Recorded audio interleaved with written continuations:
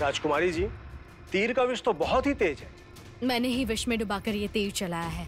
इससे अधिक घातक तीर और दूसरा हो ही नहीं सकता। मुझे आश्चर्य है कि ये तीर लगने के बाद भी अभी तक जीवित कैसे है। कोई दूसरा होता तो प्राण कब का छोड़ देता। हाँ राजकुमारी जी, इनकी सांसें तो अभी भी चल रही है। कौन है ये? एक निर्दोष। किसी भी हाल में इसकी जान बचानी है राजवैद्य जी। ये मर नहीं सकता। मैं एक निर्दोष व्यक्ति की जान नहीं ले सकती। इनके शरीर में तो विष का प्रवाह बहुत तेजी से बढ़ रहा है। इन्हें बचाने का सिर्फ एक ही उपाय है। वो क्या? इनके रक्त को जमाना होगा ताकि विष का फैलाव रुक सके। जो भी उपाय है वो कीजिए। इस राज्य की भावी रानी पर एक निर्दोष के खून के छींटे नहीं रह सकते। क्षमा राजकुमारी जी, इनके रक्त को जमाने के लिए बहुत अत्यधिक मात्रा में बर्फ की आवश्यकता होगी, परंतु इनके पास समय बहुत ही कम है। ऐसा ना हो कि जब तक हम बर्फ की व्यवस्था करें इनके प्राण चले जाएं।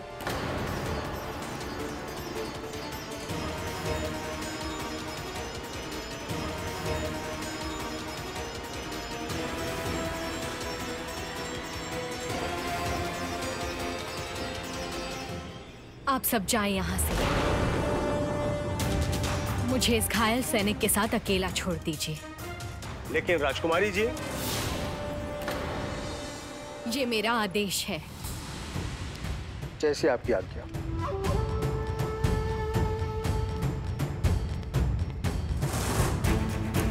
समय नहीं है। शिवगम की जान बचाने के लिए मुझे ही कुछ करना होगा।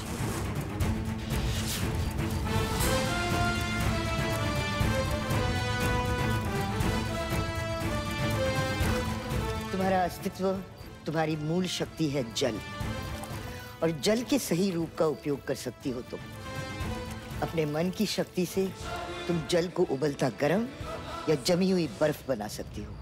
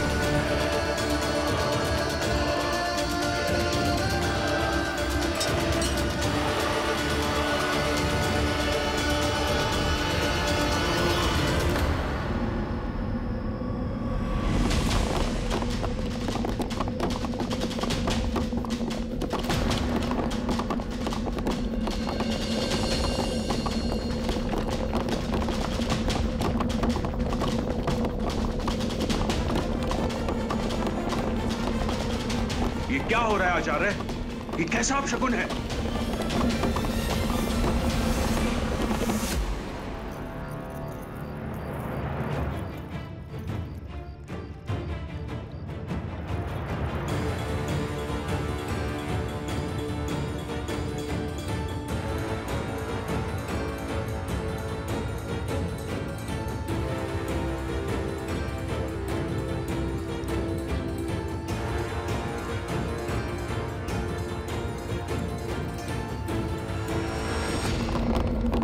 हमारी शक्ति और पहचान का ये पवित्र स्तूप इस तरह हिल कैसे सकता आचार्य? यदि यह स्तूप उखड़कर गिर गया तो हमारी सभ्यता के लिए बहुत अशुभ होगा।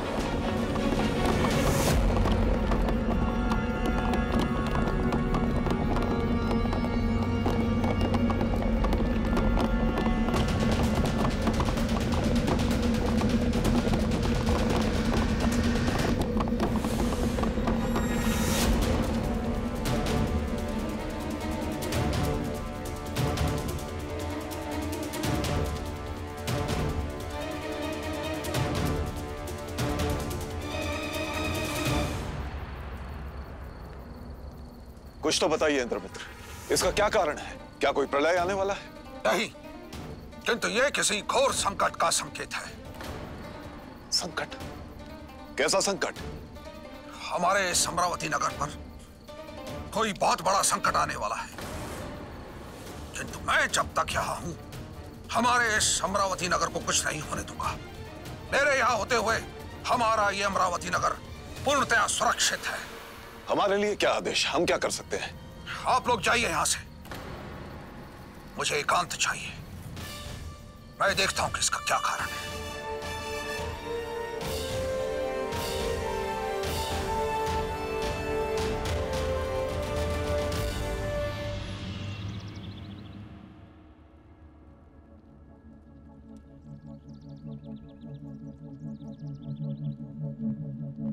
तुम्हारी जान बच गई शिवगम। राजकुमारी देवसेना ने तुम्हें बचा लिया।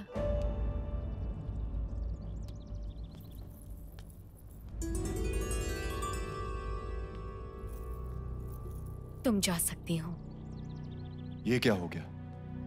जिसे मैं मारने आया था उसी ने मेरी जान बचाई। ये कैसा खेल है भाग्य का?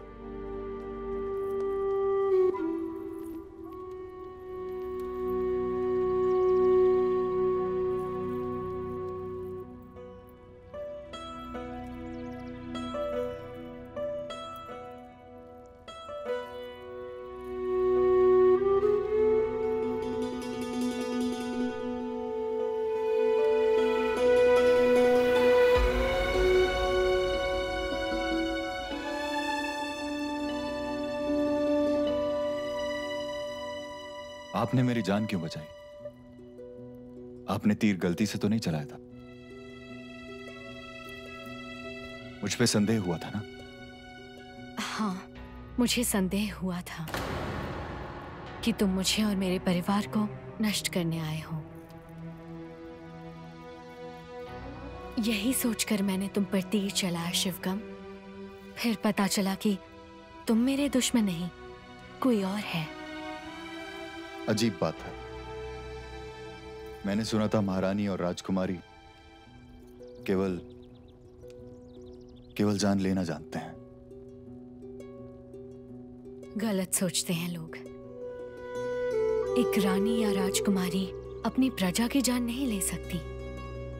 तुम भी मेरी प्रजा हो, भले ही मेरे रक्षक नियुक्त किए गए हो। मैं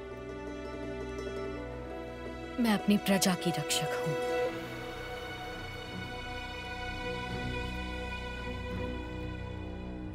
जिसने मेरी जान बचाई, मैं उसकी जान कैसे ले सकता हूं? इतने निर्दयी तो हम आर्यन भी नहीं। लेकिन फिर जिस कार्य के लिए मुझे भेजा गया है उसका क्या? मेरा लक्ष्य तो राजकुमारी की हत्या और उसके राज्य का विनाश है। अब आंखें बंद करो और आराम करो। ये लेप तुम्हें ठंडक पहुंचाएगा। मेरे तीर के घाव जल्दी नहीं भरते, तुम्हें अधिक आराम करना होगा।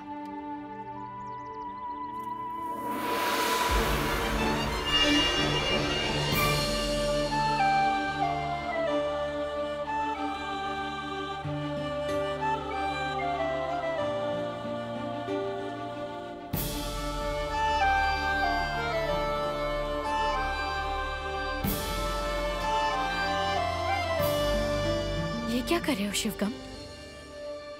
मत भूलो कि मैं इस राज्य की राजकुमारी हूं।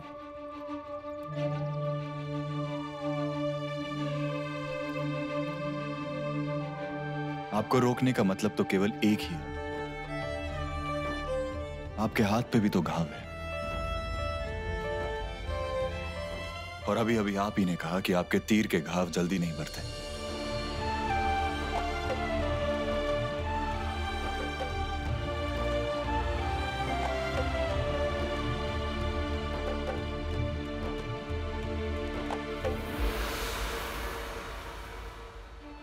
घाव और पीड़ा किसी में भेद नहीं करते, फिर चाहे वो रक्षक हो या राजकुमारी। औषधि की आवश्यकता दोनों को होती है।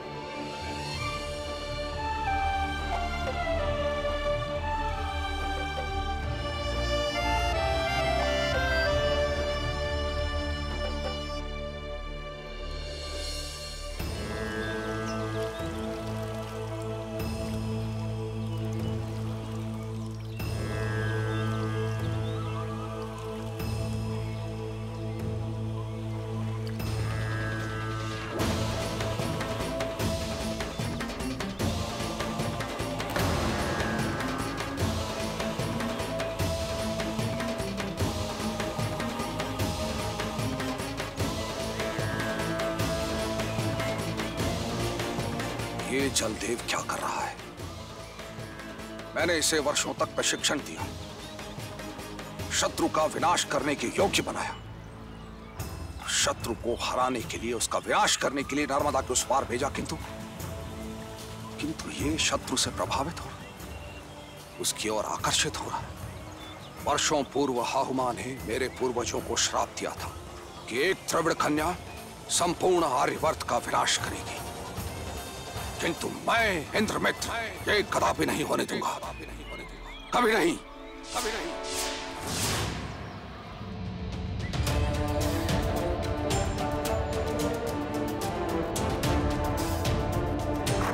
शत्रु पर आक्रमण करने का समय आ गया है। नर्मदा पार बसे शत्रु पर धावा बोलना है। वीरों, हमें शत्रु का विनाश करना है। आर्यवर्त, आर्यवर्त, आर्यवर्त, आर्यवर्त, आर्यवर्त, आर्यवर्त, आर्यवर्त, आर्यवर्त। आज से 40 दिन बाद हम द्रविड़ राज्य पर आक्रमण करेंगे।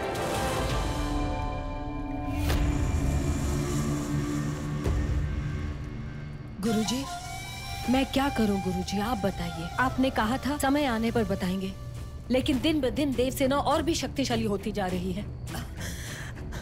मुझे तो ऐसा लगता है कि वो जल्द ही मेरा स्थान ले लेगी।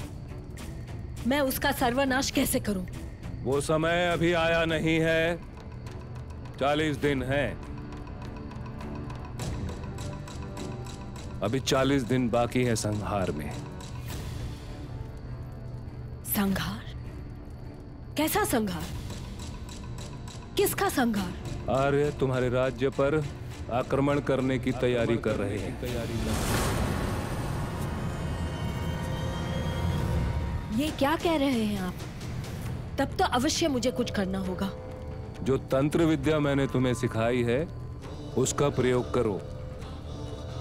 जो रास्ते का कांटा है उसे उखाड़ फेंको, नष्ट कर दो सारी बाधाओं को। आप मुझे बताइए गुरु महाराज, मैं क्या करूं? मैं वही करूंगी जो आप कहेंगे। ऐसी छोटी छोटी बाधाओं का सामना करने के लिए यदि तुम मेरी सहायता मांगोगी तो बड़ी मुसीबतों का सामना कैसे करोगी? तुम्हारी बुद्धि को अपनी तंत्र विद्या से विकसित और विकृत किस दिन के लिए किया था मैंने? जाओ, जाके षड्यंत्र रचो। क्षमा गुरुजी, मैं आपको परेशान नहीं करना चाहती। आप जैसा कहेंगे मैं वैसा करूंगी। मुझे केवल इतना बता दीजिए, आर्य आक्रमण जो 40 दिनों में होना है, क्या वो निश्चित है? आर्यों को तुम्हारे राज्य तक पहुंचने में कम से कम 40 दिन तो लगेंगे। नदी बहुत गहरी है, उसे पार करना इतना आसान नहीं है। पर हां, तुम्हारे राज्य पर आक्रमण निश्चित है।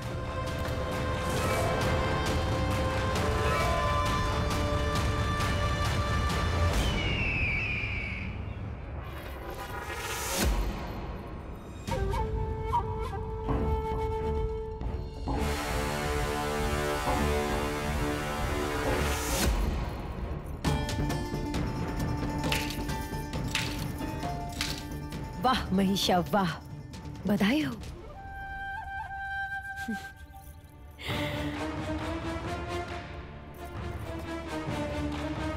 मेरा सिलंबन मेरे पास आ गया, सदा के लिए। महिषा, यही से तुम्हारा कार्य पूर्ण हुआ। अब तुम्हें वो संभाविजा के राज्य में दोबारा जाने की आवश्यकता नहीं है, बल्कि हम तुम्हें अपने राज्य का सेनापति नियुक्त करते हैं। आज से हमारे राज्य की सुरक्षा का भार तुम्हारे ऊपर है।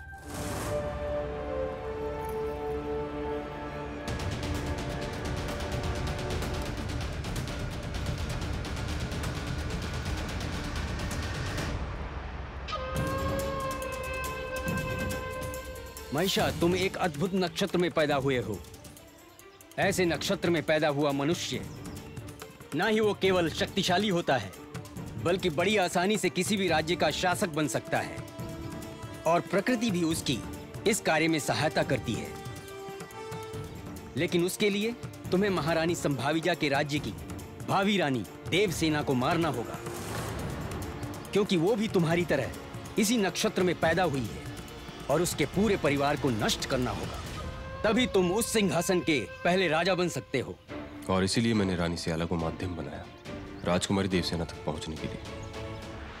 और अब मैं अपने लक्ष्य के बिल्कुल पास हूं। द्रविड़गाम तो मैं अवश्य जाऊंगा। देवसेना को मैं मारूंगा नहीं, अपने लिए हासिल करूंगा। जो औरत किसी के आगे झुकती नहीं है, उसे झुकाने में और ही मजा आता है।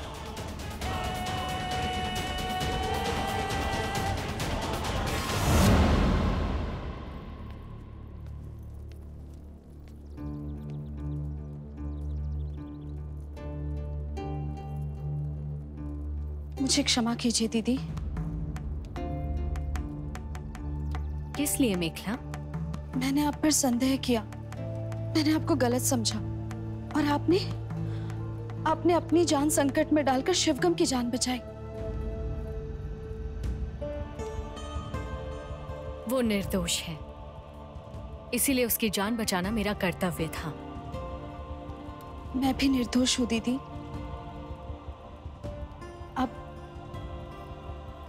अब मुझे भी क्षमा करेंगी ना? हाँ हाँ मेखला, मैं तुम्हें क्षमा करती हूँ। जाओ। शिवगम निर्दोष है तो दोषी कौन है? कौन है वो अग्नि अस्तित्व वाला और कहाँ है वो? कैसे ढूंढूं मैं उसे? देवसेना मुझे कभी भी हटाकर यहाँ की रानी बन सकती है, उसमें ये क्षमता है। मैं उसे अपने रास्ते से कैसे हटाऊं? कैसे क्या षड्यंत्र रचूं इस बार?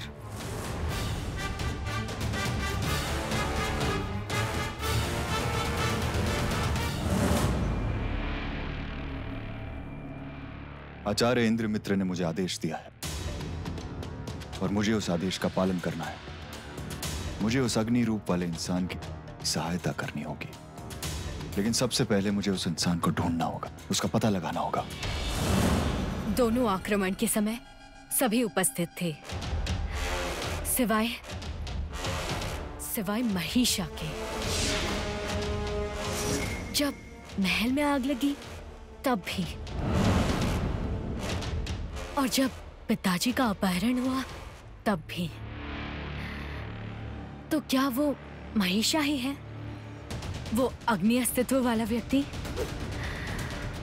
क्या इन सारी घटनाओं के पीछे महिषा का हाथ है? स्वयंवर के समय के द्वंद्व में भी उसके हथियार से आग निकली थी। मुझे महिषा का सच जानना होगा।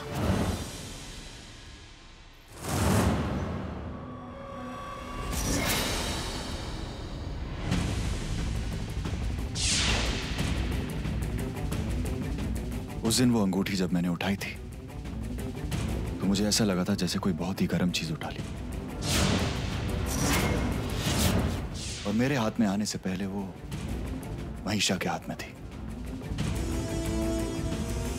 तो कहीं ऐसा तो नहीं कि महिषा ही वो अग्नि रूप वाला व्यक्ति हो? ये मैंने पहले क्यों नहीं सोचा?